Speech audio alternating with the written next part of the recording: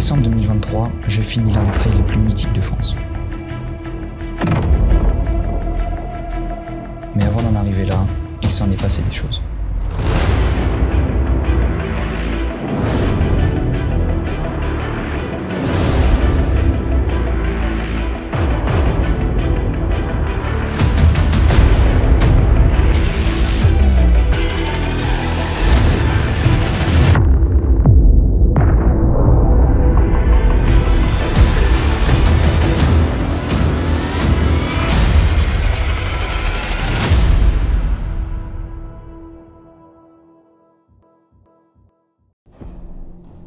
Mon début d'année a été vide.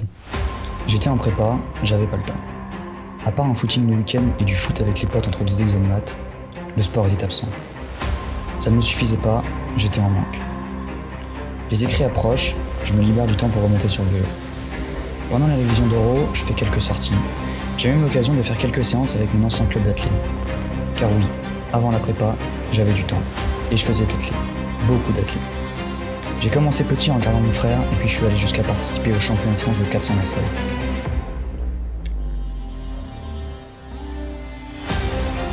Le problème des oraux, c'est que ça peut durer longtemps. Alors j'ai proposé à mon frère de partir faire de la rando. Nous sommes le 28 juin et on part avec nos tentes à l'assaut du GR30. Le GR30 fait 210 km avec 5500 mètres de dénivelé positif. On se lance le défi de le faire en moins de 5 jours. Nos journées consistaient à se lever, manger, marcher, manger, marcher.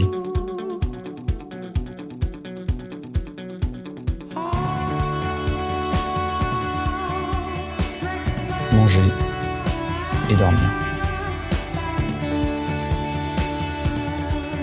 Pour vous donner une idée, ça fait 12 heures de marche par jour, à avaler 40 km de sentiers de randonnée, parfois sous la pluie.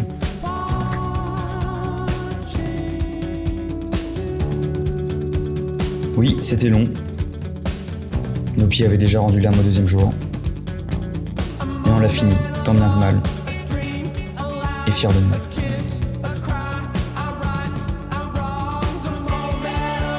C'est donc avec l'esprit vidé que je finis mes oraux et signe la fin de ces 2 ans de classe préparatoire.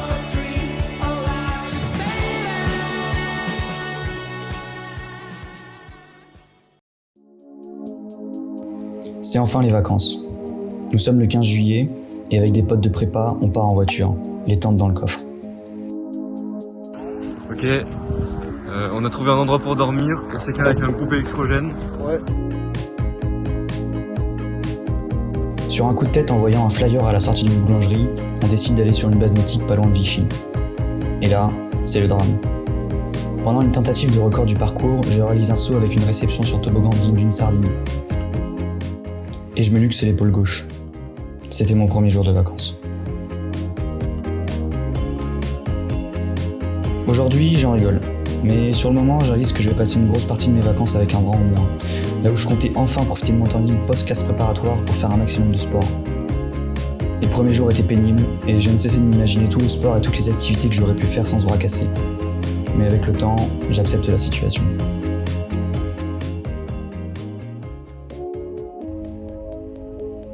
Le 23 juillet, je pars pour 3 semaines avec ma famille à Madère.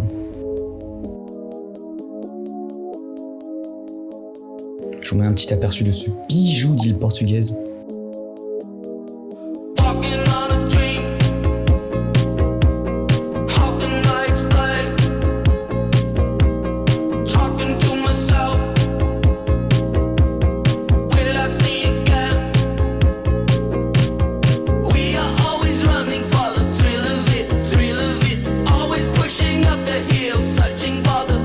À Madère, même avec un bras en moins, j'ai évidemment fait de la rando.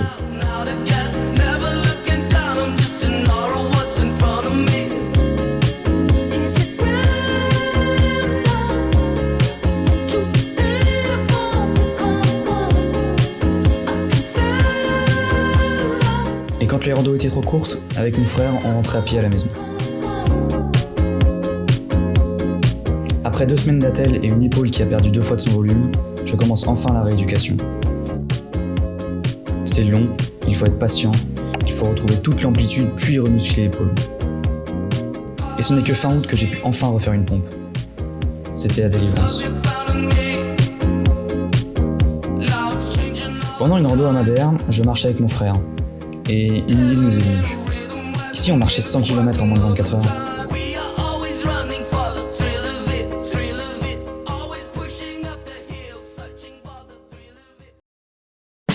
Alors le lundi 15 août, de retour en France, nous partons en train pour Chartres. Il est minuit, c'est l'heure de rentrer à la maison, à pied. Les premiers kilomètres dans le noir s'enchaînent bien, mais l'humidité et la rosée de la nuit sur l'herbe trempent rapidement les chaussures, et les ampoules se forment. Tandis que certains rentrent de soirée et questionnent notre projet, nous, on continue. Cela fait 7 heures que nous marchons. Le soleil se lève, on prend notre petit-déj.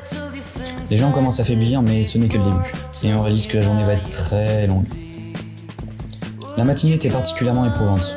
Les lignes droites des sentiers de la forêt de Rambouillet semblaient interminables, et l'envie de faire une pause était omniprésente. Mais il fallait avancer. À midi, on s'arrête. Cela fait 58 km. Il en reste au moins 42. Le moral n'est pas là. Heureusement, j'ai pu compter sur mes proches pour me le remonter.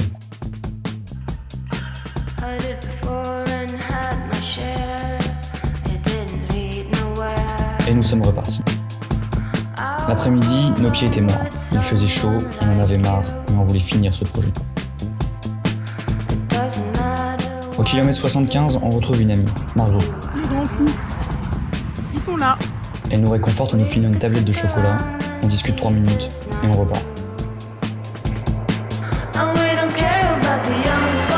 À 20h, chaque pas était une souffrance. Le soleil se couche, c'est déprimant, mais il faut avancer. On ressort la frontale, les derniers kilomètres sont interminables, mais la maison se rapproche. À 23h32, avec beaucoup d'émotion, mon frère et moi avions fini notre périple.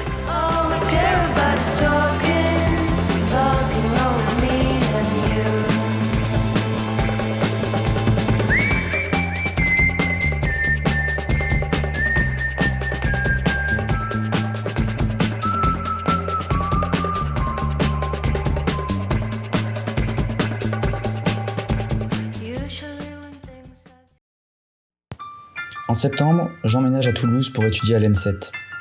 Pendant les 3 semaines d'intégration, les bières consommées sont plus nombreuses que mes séances de sport, et mon plan d'entraînement n'a pas beaucoup de sens. Car oui, je vous l'ai pas dit, mais le 19 mars, Margot m'avait embarqué dans un projet, et je m'étais inscrit à la Saint-Élion. Un trail de 78 km en décembre, à minuit, reliant Saint-Étienne à Lyon.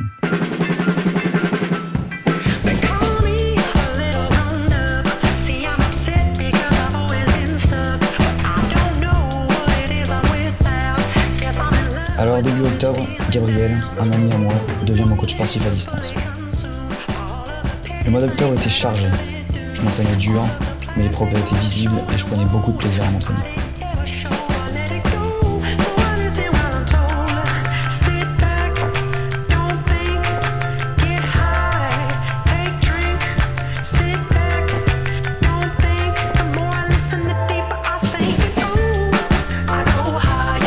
Le 25 octobre, j'ai eu une pulsion.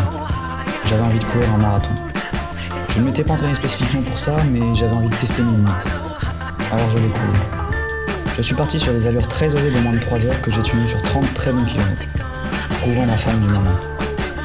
Puis j'ai crampé d'un ischio, puis de l'autre, puis de partout.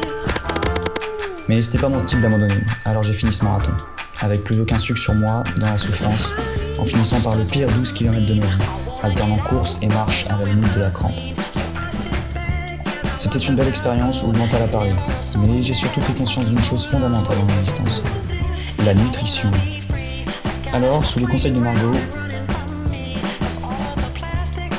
j'ai fait des courses.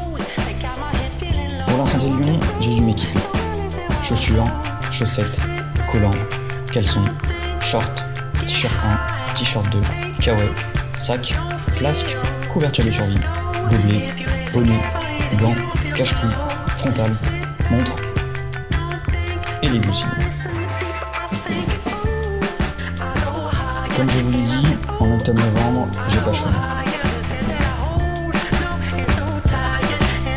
À vrai dire, j'ai couru autant de kilomètres en seulement 2 mois que durant mes 2 années de classe préparatoire.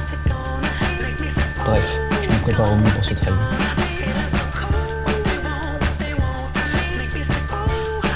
Pourtant, le 5 novembre, en rentrant d'une longue sortie, je ressens une douleur au niveau de la cheville.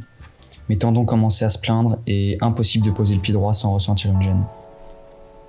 Alors j'arrête les footings. Une semaine passe, mais la douleur, elle, ne passe pas. À ce moment-là, tout devient flou. La course est dans moins de 3 semaines, le doute s'installe. Sur les conseils de mon ancien coach d'athlé, je vais voir un ostéo. Il me remet le pied dans l'axe et la douleur diminue. Pour continuer de m'entraîner en emmagasinant le moins de stress possible sur le pied, j'adapte mes séances. Je réduis le volume d'entraînement et les séances de course à pied se transforment en séances de rameur et d'home trainer. Les derniers jours, je remets progressivement l'intensité dans les séances de course et l'adrénaline de la compétition commence à monter. Début décembre, je suis fin prêt pour la dernière aventure de l'année.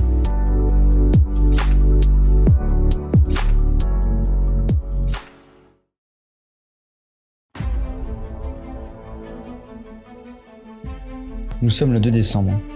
Après avoir récupéré mon dossard, je prépare mon matériel. Il est 14h, c'est l'heure de dormir. Bon, je vais pas vous cacher que l'adrénaline de la compétition a rendu le sommeil très léger. À 20h, j'arrive à Saint-Étienne, le lieu de départ. Je mange et je m'imprègne par la même occasion de l'ambiance de la course. Je profite des dernières minutes pour me reposer, puis je m'équipe. 1 heure avant le départ, c'est la guerre pour être dans les premiers sas. L'adrénaline monte car on y est. C'est enfin le moment tant attendu depuis des mois.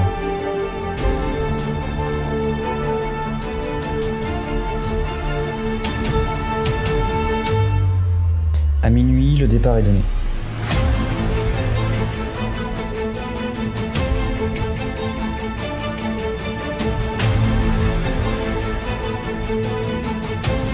Les premiers kilomètres sont incroyables. L'ambiance de la nuit, à la frontale, est magique. Et chaque passage dans les villages s'accompagne d'encouragement par les locaux qui vous donnent des frissons.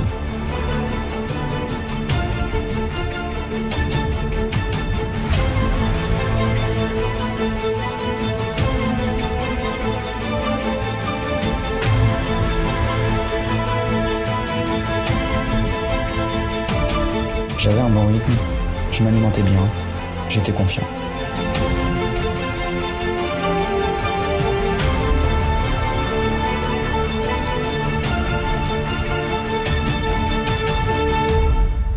Pourtant, au kilomètre 25, la course prit un autre tournant. Les jambes étaient déjà bien entamées par le fort dénivelé du début de course, mais c'est surtout le froid qui fut le plus dévastateur. Alors même que je devais croquer mes bouchons de flasque, gelés par le froid pour boire mon eau, je vous laisse donc imaginer l'état du terrain sur lequel on courait. Les plaques de verglas étaient partout. Chaque pas était un risque de chute. Alors, il fallait faire des petits pas. L'allure diminue, mais l'effort à fournir, lui, augmente. Certains passages étaient si critiques que l'on enjambait un barbelé pour longer le chemin en courant dans le champ enneigé d'à côté. D'autres passages en descente se faisaient même en glissant sur les fesses, laissant momentanément de côté toute quelconque dignité. Ces longs kilomètres dans le verglas devenaient interminables et psychologiquement très durs. Au total, j'aurais chuté 2 fois, relevé 7 personnes et vu plus d'une vingtaine de chutes. Après 30 km de patinoire qui n'avance pas et qui consomme tout notre carburant, je sors enfin du verglas. Au kilomètre 58, cela fait 7h30 que je cours. 7h30 où seules les montées trop raides laissaient place à la marche et où mes seules pauses furent pour remplir mon eau et grignoter au ravito. Je suis à bout. Je savais que cette course allait être dure, je m'y étais préparé mentalement, c'est ce que j'étais venu chercher, mais là, j'étais en train de craquer. C'était trop dur. J'arrive au 4e ravito, à 20 km de l'arrivée. Mes parents m'y attendent, et mon père m'a rappelé une phrase que je ne pourrai jamais oublier. Il m'a dit « C'est dans la tête, tu vas le finir ». Alors je poursuis mon effort. Il reste 20 km, je continue de pousser. Je me rends compte qu'il est encore possible de finir ce trail sous les 10 heures, mais il fallait que j'accélère, sachant que mes jambes ne répondaient plus, c'était mission impossible. Pourtant, une rage s'empara de moi. J'étais exténué physiquement, mais je voulais finir cette course fier de moi, quoi qu'il en coûte. Ce nouvel objectif me donne une force qui me pousse à accélérer encore et encore. Sur les 13 derniers kilomètres, j'ai donné littéralement tout ce qu'il me restait pour passer sous ces 10 heures, oubliant la douleur, le froid et la fatigue.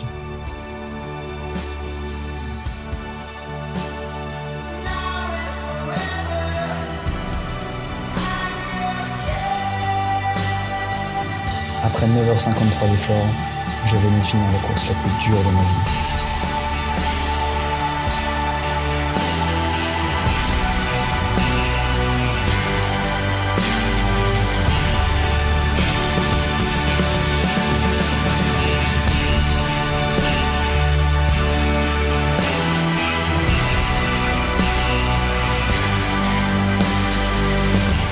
Cette année 2023 aurait été merveilleuse et remplie d'émotions. Elle m'aura conforté mon idée de croire en ses projets, de viser gros et de rêver. Parce que oui, il y aura des moments durs, des doutes, des imprévus. Mais c'est dans ces moments-là qu'on s'adapte, qu'on se dépasse, que l'on apprend sur soi-même. Et c'est surtout par ces projets que l'on vit de grandes émotions et qu'on se fait des souvenirs à vie.